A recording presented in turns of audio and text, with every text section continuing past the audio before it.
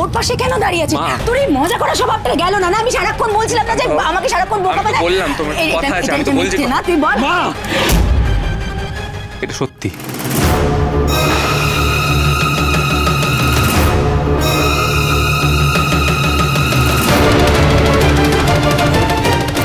মা, এটা হতে পারে না। মা প্লিজ, এটা হতে পারে না। প্লিজ, মা, এটা হতে পারে না। তুই জুলিকে বিয়ে করতে পারিস না। মা, তুমি বলো তো কোনটা সত্যি? হ্যাঁ, এটা মিথ্যে না? হ্যাঁ, নাকি এর পেছনে তোমার হাত আছে? মেজো মা, এটাই সত্যি। অঙ্কিতা জুনিকে বিয়ে করেছে। এরকম ইচ্ছে বোধহয় ওদের কারোরই ছিল না, কিন্তু পরিস্থিতির চাপে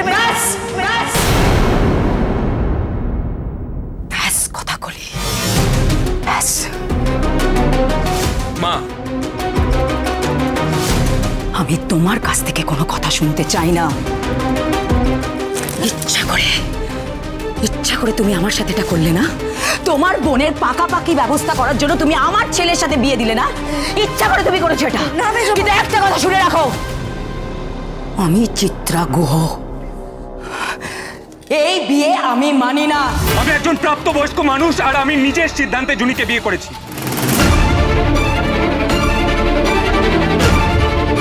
আবারও বলছি সবাইকে, আমি নিজের সিদ্ধান্তে জুনিকে বিয়ে করেছি। এই ব্যবহারটা জুনির সঙ্গে করতে পারো না, কারণ এটা সম্পূর্ণ আমার সিদ্ধান্ত। কতটুকু চেনো নিজেকে?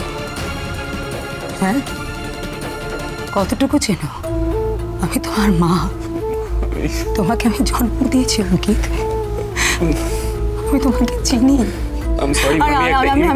আমি জানি যে এই দুটো মেয়ে তোমাকে বাধ্য করেছে বিয়ে করতে। হ্যাঁ, তুমি আজকে সেই জন্য এইভাবে কথা বলছো। মীরা, আমার ছেলে অঙ্কিত বিয়ে করে এসেছে আমার পারমিশন ছাড়া, তাও গর্ব করে জুনিকে বিয়ে করে আমার সামনে দাঁড়িয়ে আছো।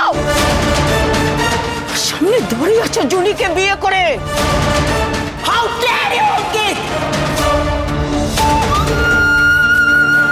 সত্যি তো ও অঙ্কিত দাদু ভাই, তোমার যদি বিয়ে করারই ছিল তুমি তো আমাদেরকে একটু বলে কয়ে নিতে পারতে গো।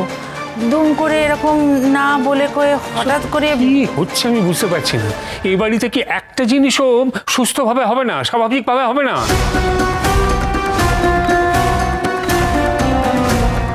শশীবাবু, আপনাদের এই ঝামেলার মধ্যে আমাদের না থাকাই উচিত। আপনাদের পারিবারিক ব্যাপার। আর ম্যাডাম, আপনি বলছিলেন না আপনার ছেলে নাকি আপনার কথায় ওঠে বসে, আপনি বললেই নাকি বিয়েতে মত দিয়ে দেবে। আপনার ছেলে তো বিয়ে করে বউ নিয়ে চলে এসছে। আপনার উচিত ছিল ছেলের সাথে আগে আলোচনা করে তারপর আমাদের ডাকা।